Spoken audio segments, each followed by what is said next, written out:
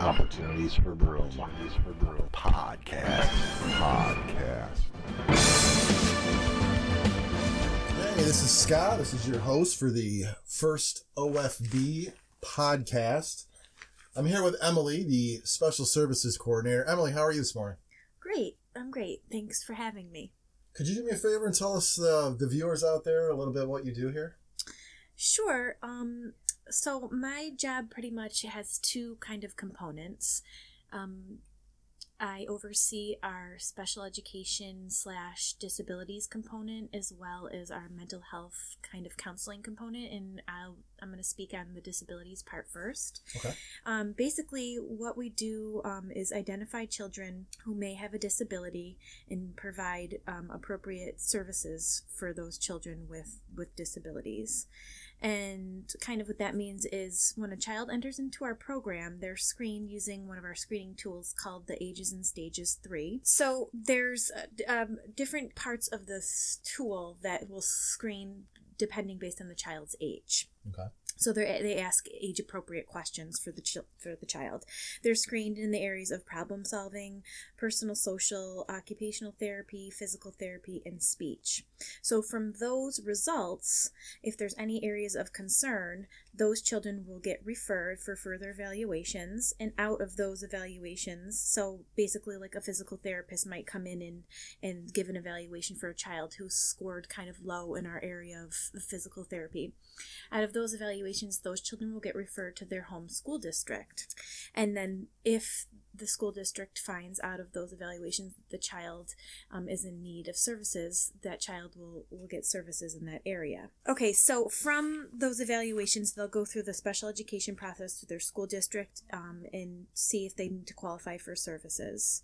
And those children will receive services right in our classrooms. The therapist will come in and provide those services, which is really nice for children who are struggling, because a lot of times we find if we can help children with these extra services, maybe they're having some fine motor or gross motor issues, having that. Sorry, I don't mean to interrupt, Emily. What does that mean for the viewers out there? Sure.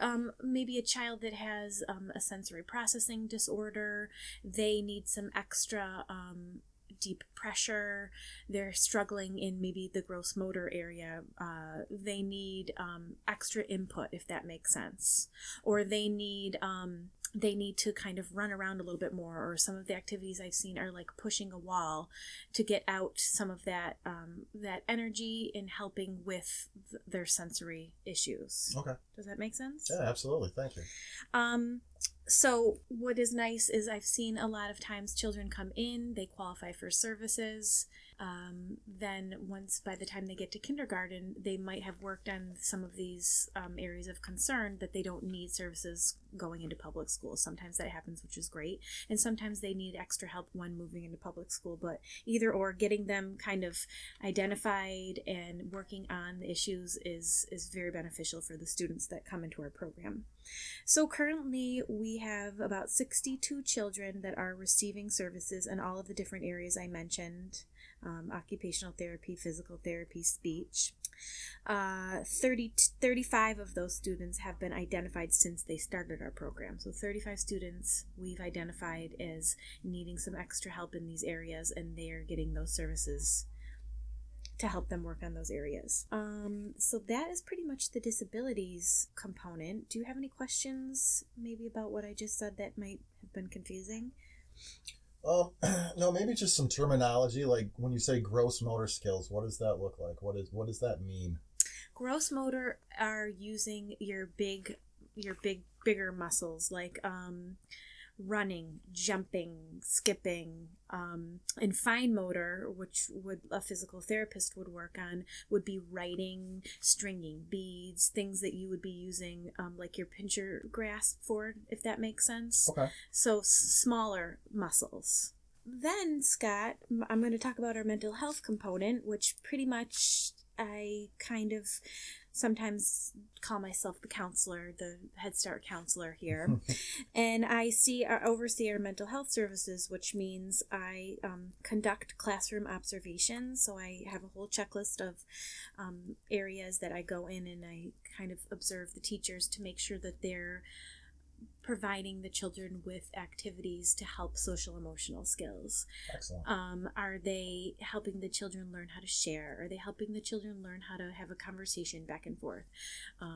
We have a wonderful program that we use in all of our classrooms. Their lessons are built in our conscious discipline program, and that helps children with self-regulation skills if they're struggling.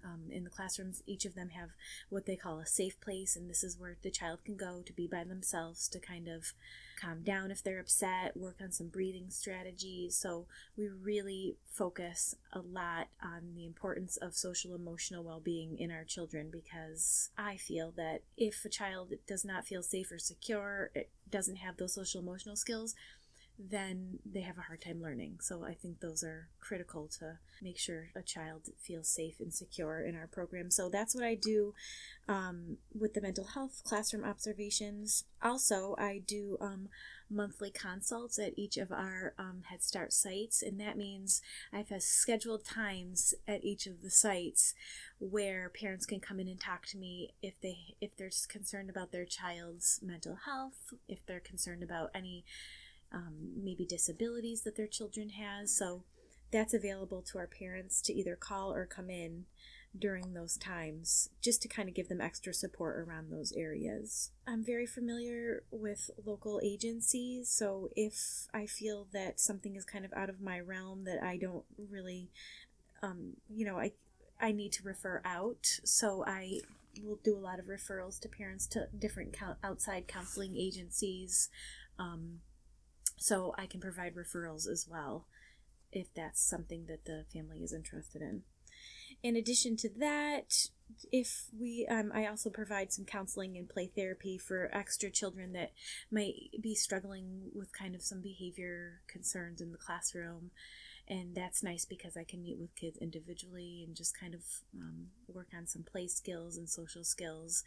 And I found it beneficial for some of the children because they're kind of getting that one-on-one attention. And then I can consult with the parent and talk to the parent kind of what we're working on. So that's one of the areas that I work on with some of our students as well. And I don't know if you have any questions in that area.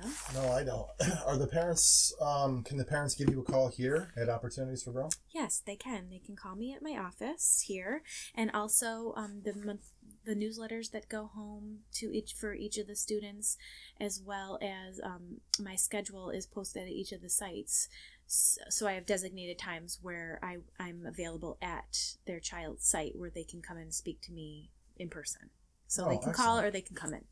And the phone number for Opportunities for Growth? Sure, it's 772-6810. All right, thank you. Do you have anything else, Emily? No, thank you. Well, it was a pleasure talking with you this morning. You too, Scott. Thank you. All right.